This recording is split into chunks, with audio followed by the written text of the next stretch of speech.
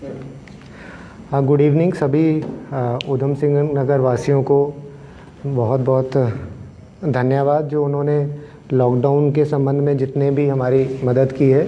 कल जो हम फेसबुक पर आए थे तो उसमें कुछ सवाल लोगों ने किए हैं, कुछ के द्वारा तो जो है ऑलरेडी उनको फ़ोन से अवगत कराया जा चुका है उनकी समस्या के समाधान के बारे में, और कुछ के बारे में मैं यहाँ बताना चाहूँगा। सबसे पहले सत्येंद्र गंगवार हैं, इनका कहना है कि ये टीवीएस कंपनी में जॉब करते हैं और इनके कंपनी को खुलने की अनुमति मिल गई है और ये रामपुर डिस्ट्रिक्ट से आना चाहते हैं। तो आपको अवगत कराना है कि इंटर स्टेट जो है मूवमेंट, इंटर स्टेट आपका रामपुर ज़िला जो पड़ेगा वहाँ से मूवमेंट अलाउड नहीं है। अभी केवल जो डिस्ट्रिक्ट के अंदर हैं और जो स्टेट के अंदर निवास कर रहे हैं वही लेबर अभी फैक्ट्री में काम कर सकती है। इसके बाद गुरपाल सिंह ने भी ऐसी तरीके से पूछा है कि वो बिलासपुर से खटीमा जाने चाहते हैं। तो इसमें थोड़ा ध्यान रखेंगे कि जो इंटर स्टेट मूवमेंट है वो मेडिकल इमरजेंसी होने पर या बहुत विशेष कारणों पर ही दी जाएगी। इंटर स्टेट मूवमेंट जो है अलाउड नहीं है। इसके बाद जोगेंद्र भाटी हैं, इन्होंने कहा है कि मैं खटीमा में हूँ और मेरी कंपनी यहाँ सिडकुल पंत नगर में है, तो आप ज़रूर आ सकते हैं अपनी कंपनी की जो अनुमति है उसको साथ लेके और अपना आई कार्ड लेके। मैं पुनः इसमें कहूँगा कि इसमें पासेस जो हैं सिडकुल द्वारा जारी किए जा रहे हैं वो बसों के और जो गाड़ियों के हैं, लेकिन जब तक ये व्यवस्था पासेस की नहीं हो पाती, कंपनियों की अनुमति मिल गई है, तब तक जो इंडिविजुअल हैं वो अपनी गाड़ी में एक ड्राइवर और एक सिंगल पीछे बैठ के आ सकते हैं, और जो जिसके पास बाइक है वो मोटरसाइकिल पे अकेले आ सकता है। जो भारत सरकार की गाइडलाइन है, उनके पास अपना आई कार्ड होना चाहिए और उनके पास कंपनी की विधिवत खुलने की अनुमति होनी चाहिए। यही दो चीज़ें चेक की जाएंगी। इसके अलावा जो कंपनियों में शिफ्ट बदली का समय है वो निर्धारित किया गया है सभी के साथ मिलके, उसमें सुबह 6 से 9 और शाम को 5:30 से 8:30। तो जो आप अपना आई कार्ड के साथ और कंपनी की परमिशन के साथ जब आएंगे तो ये इन्हीं टाइमिंग्स के बीच में आपकी मूवमेंट अलाउड है। उसके दौरान आपको घर पे ही रहना है और उसके दौरान या आप कंपनी में होने चाहिए। आप जो है रस्तों में जो है इन टाइमिंग के अलावा अगर कोई मिलेगा तो उसको भी कंडीशंस का वायलेशन माना जाएगा जो माननीय जिलाधिकारी महोदय द्वारा जारी की गई हैं। इसके बाद जो है आज हमें एक इम्पॉर्टेंट बात करनी है। लॉकडाउन 2.0 में काफ़ी लोगों को अनुमति दी गई है। जो फैक्ट्रियां खुलनी थी वो तो ऑनलाइन सिस्टम है, लेकिन जो सेल्फ एम्प्लॉयड लोग हैं जैसे पेंटर हो गए या बाकी इलेक्ट्रिशियन हो गए, तो उनके द्वारा आवेदन जो है करने के संबंध में काफ़ी बार क्वेरी की जा रही है। तो हम सभी को ये बताना चाहते हैं कि एक नंबर आप नोट कर लें, 90-126-56516। मैं रिपीट करता हूँ, 90-126-56516। तो इसमें जो है आप व्हाट्सएप में, हम ये अपने फेसबुक पेज पे भी डाल देंगे, आप व्हाट्सएप में अपना एप्लीकेशन भेज सकते हैं। जो भी चीज़ आपने खोलनी है अगर वो नियम अनुसार होगी उसको जो है हम संबंधित अधिकारी जिसको अधिकृत किया गया है अनुमति देने के लिए उसको फॉरवर्ड करेंगे और आपको व्हाट्सएप के ही माध्यम से उसकी अनुमति उपलब्ध करा दी जाएगी। आपको किसी कार्यालय में आने की जाने की आवश्यकता नहीं होगी। इसके लिए हमने एक ग्रुप भी बना लिया है अधिकृत अधिकारियों का, जहां हम उनसे अनुरोध करेंगे कि आपकी एप्लीकेशन यहाँ पर भेजी गई है। इसके अलावा जो मुझे तीन और बातें बतानी थी। एक, हमारे यहाँ पर मैंने शुरू से अनुरोध किया है कि इंटर स्टेट मूवमेंट जो है उस पर बहुत ध्यान दिया जाए।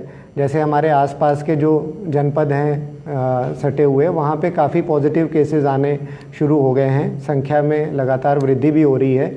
तो मेरा सभी से अनुरोध है कि इंटर स्टेट मूवमेंट जब तक अनुमति ना हो जिलाधिकारी महोदय के यहाँ से, तब तक उसमें अलाउ नहीं किया जाएगा। और इसी के दौरान 2-3 केस ऐसे भी देखे गए हैं जिन लोगों ने कहने के बावजूद इसका पालन नहीं किया है। इसमें 2-3 लोगों के जो है मेन रोल मैं बताऊंगा। एक हेमकुंड सीड्स है रुद्रपुर में, इनके द्वारा गलत तरीके से लेबर लाने की कोशिश की गई, इन पे केस किया गया है दर्ज। इसके साथ साथ 2 राइस मिलर हैं, शिव शक्ति और शांति राइस मिल नानक मत्ता में, इनके द्वारा भी पीलीभीत से लेबर मंगवाई जा रही थी। इसके साथ साथ केला खेड़ा में एक ईंट भट्टे द्वारा भी लेबर मंगाई जा रही थी रामपुर से।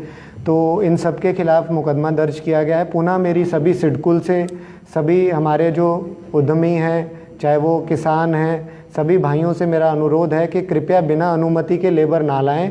जो ज़िले में मौजूद लेबर है उसी से आप काम लें, भारत सरकार की गाइडलाइंस का पालन करें, क्योंकि यहाँ पे बहुत सारे लोग बेरोज़गार हैं। आप उनको हल्की फुल्की ट्रेनिंग करके उसको अपने उपयोग में ले सकते हैं, क्योंकि इंटर स्टेट में कई प्रॉब्लम्स आ सकती हैं। हमें पता नहीं है कि हॉटस्पॉट से आ रहा है, कंटेनमेंट जोन से आ रहा है, वो किसी भी ऐसे क्षेत्र से आ सकता है, जिससे फिर कभी ना कभी अगर जैसे किसी सिडकुल की इंडस्ट्री में केस आ गया तो क्वारंटाइन करने की ज़रूरत पड़ेगी, आइसोलेट करने की कोशिश पड़ेगी, तो उसमें सारी इंडस्ट्री पर प्रभाव पड़ेगा।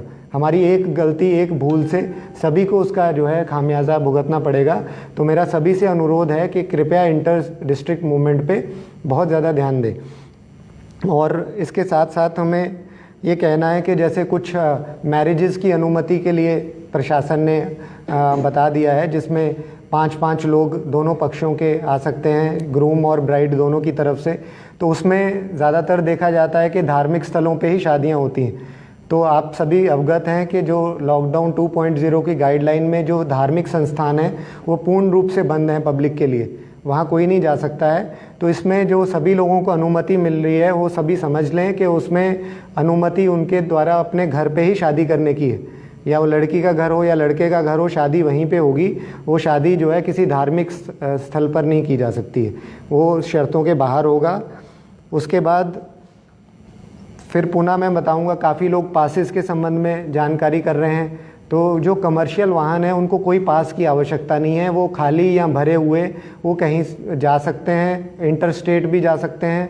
वो कोई सामान लाने जा रहा है, इसमें बार बार उसमें मैं देख रहा हूँ कि क्वेरी बार बार आ रही है, पासेस के बारे में मांग की जा रही है। मैं पुनः कह रहा हूँ कि आप अपना बिज़नेस करिए, अपना काम करिए, आपको किसी पास की आवश्यकता नहीं है। आपके गाड़ी पे कमर्शियल नंबर प्लेट है, उसमें केवल पैसेंजर नहीं होने चाहिए, केवल सवारी नहीं होनी चाहिए, उसमें केवल एक ड्राइवर और एक क्लीनर ही उसमें बैठ सकता है, और उसके अलावा तीसरा आदमी नहीं होना चाहिए। फिर पुनः जो दुकानें खुलने का समय है, मैं सभी को बताना चाहूँगा कि ये समय अभी स्टेट गवर्नमेंट द्वारा 7 से 1 ही रखा गया है, इसमें रिलैक्सेशन अभी नहीं है। तो 7 से 1 ही जो ख़रीदारी का काम है वो किया जाए। इसके बाद कुछ इशू और जो हमने नोटिस किए हैं, उसमें मुझे ये कहना है कि जैसे काफ़ी सारे लोगों के द्वारा लॉकडाउन में ये सोचा जा रहा है कि शायद हम अब फ्री हैं, हमें बाहर जाने की, घूमने की जो है परमिशन है। इस प्रकार नहीं है। लॉकडाउन 7 से 1 बजे आपकी एसेंशियल कमोडिटीज़ जो आप लेने जाते हैं, केवल उसी के लिए खुला है। तो मेरा सबसे ये अनुरोध है कि कृपया घर पे ही रहें। अगर आपको कोई काम नहीं है या कोई लॉकडाउन में ढील नहीं है, आप सब लोगों को इसका पालन करना है, केवल आवश्यकता होने पे ही घर से बाहर आना है। इसके साथ साथ जो हमारे मेडिकल इमरजेंसीज़ हैं, उसके लिए मैं बताना चाहूँगा कि जो हमारे जितने भी ज़िले के हॉस्पिटल हैं, उन सभी का एक ग्रुप जो है प्रशासन के साथ बनाया गया है, जिसमें डॉक्टर द्वारा वहीं पे पेशेंट के जो रिलेटिव्स हैं या तीमारदार हैं, उनसे एप्लीकेशन बना के व्हाट्सएप ग्रुप में ही भेजी जाएगी, और वहीं से डॉक्टर द्वारा या उनके मैनेजर द्वारा प्रशासन के ग्रुप में फॉरवर्ड कर दी जाएगी एप्लीकेशन, और उनको कहीं किसी कार्यालय में जाने की आवश्यकता नहीं है। वो पास उनके पास वहीं हॉस्पिटल में ही आ जाएगा। तो वो डायरेक्ट वो पास लेके वो परिवहन कर सकते हैं, और उनको जाने की अनुमति वहीं पे हॉस्पिटल में ही मिल जाएगी, उनको किसी कार्यालय में जाने की आवश्यकता नहीं है। तो ये प्रशासन द्वारा पहल की गई हैं कुछ, जिसमें आप सब लोग इसका फ़ायदा उठा सकते हैं। इसके साथ साथ जो है बाजपुर से हमें पंडित सूरज शर्मा जी का प्रश्न है। बाजपुर में ठेकेदार लोग श्रमिकों को पैसा नहीं दे रहे हैं और पैसा मांगने पर धमकी दे रहे हैं। तो मैं इनको आश्वस्त करूंगा कि पंडित सूरज शर्मा जो हैं ये संबंधित एसडीएम और सीओ के पास कल जाएं।